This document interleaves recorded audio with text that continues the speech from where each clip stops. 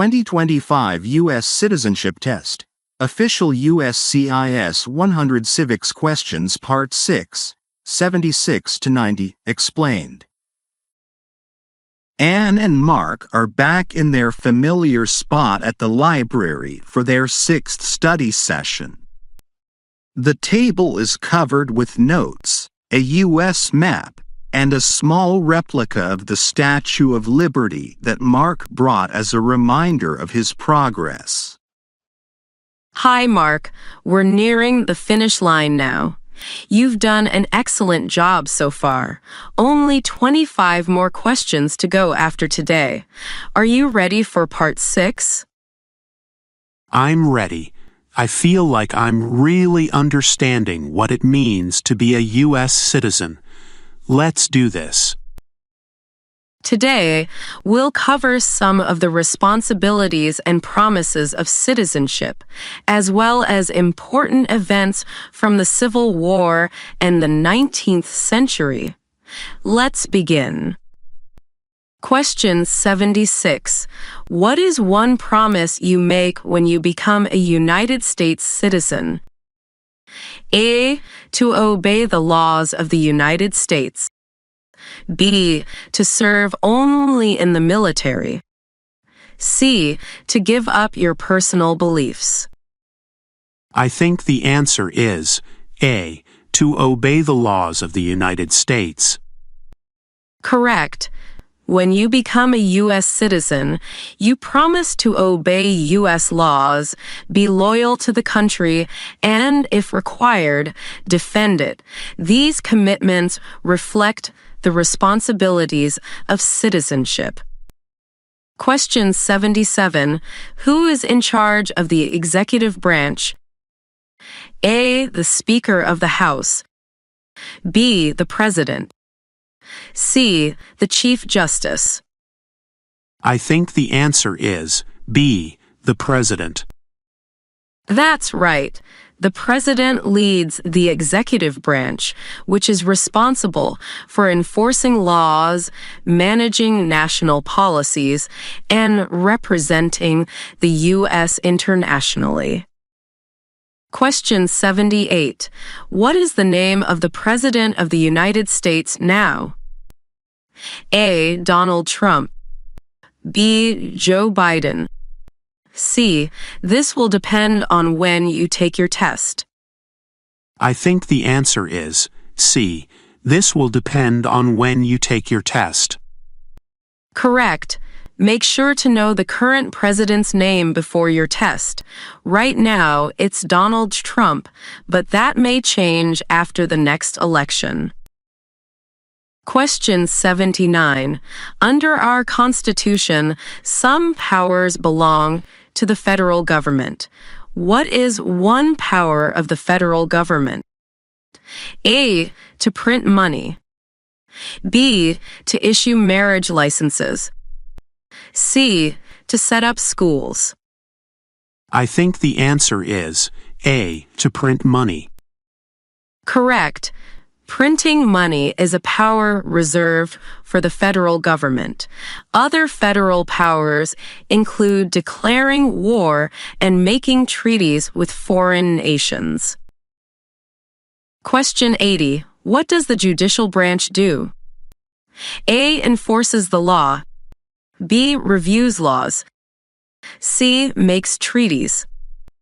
I think the answer is B. Reviews laws. Exactly. The judicial branch interprets the Constitution and reviews laws to ensure they are applied fairly and don't violate constitutional rights. Question 81. How many amendments does the Constitution have? A. 10. B. 27. C. 33. I think the answer is B. 27. That's right. The Constitution has 27 amendments, with the first 10 being the Bill of Rights. The most recent amendment, passed in 1992, deals with congressional pay changes. Question 82. How many U.S. senators are there? A. 50, B. 100, C. 435. I think the answer is B. 100. Correct. There are 100 U.S. senators, 2 from each state.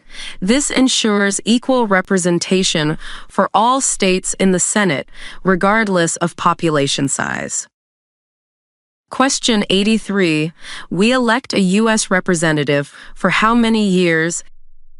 A. 2, B. 4, C. 6. I think the answer is A. 2. That's right. Members of the House of Representatives are elected every 2 years, which ensures they stay responsive to the needs of their districts. Question 84. We elect a U.S. Senator for how many years? A. 2, B. 4, C. 6. I think the answer is C. 6. Correct. Senators serve 6-year terms, allowing them to focus on long-term issues. However, elections are staggered so that about 1/3 of the Senate is up for election every 2 years. Question 85. What is the economic system in the United States? A. Capitalist economy. B. Socialist economy.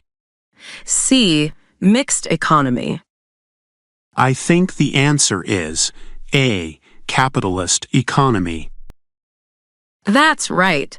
The U.S. primarily operates under a capitalist economy, where individuals and businesses own resources and make decisions, though there are government regulations to protect public interests. Question 86. Who vetoes bills? A. The President. B. Congress. C. The Supreme Court. I think the answer is A. The President. Correct. The President can veto bills passed by Congress, but Congress can override the veto with a 2/3 majority in both the House and the Senate. This is part of the checks and balances system. Question 87. How old do citizens have to be to vote for president? A. 16 and older. B. 18 and older. C. 21 and older. I think the answer is B. 18 and older. That's right. The 26th Amendment lowered the voting age to 18, allowing more young people to participate in the democratic process. Question 88. Why does the flag have 13 stripes? A. Because there were 13 original colonies. B. Because the number 13 represents luck. C. Because there are 13 territories. I think the answer is A. Because there were 13 original colonies. Correct. The 13 stripes on the flag represent the original colonies that declared independence from Britain in 1776. The flag's design reflects the country's history and unity. Question 89. What is the capital of your state? A. This answer will depend on your state. B. Washington, D.C. C. New York City. I think the answer is A. This answer will depend on your state. That's correct. Every state has its own capital city, where the state government is based. Make sure to know your state's capital before taking the test. Question 90. Name the U.S. war between the North and the South. A. The Revolutionary War. B. The Civil War. C. The War of 1812. I think the answer is B. The Civil War. That's right.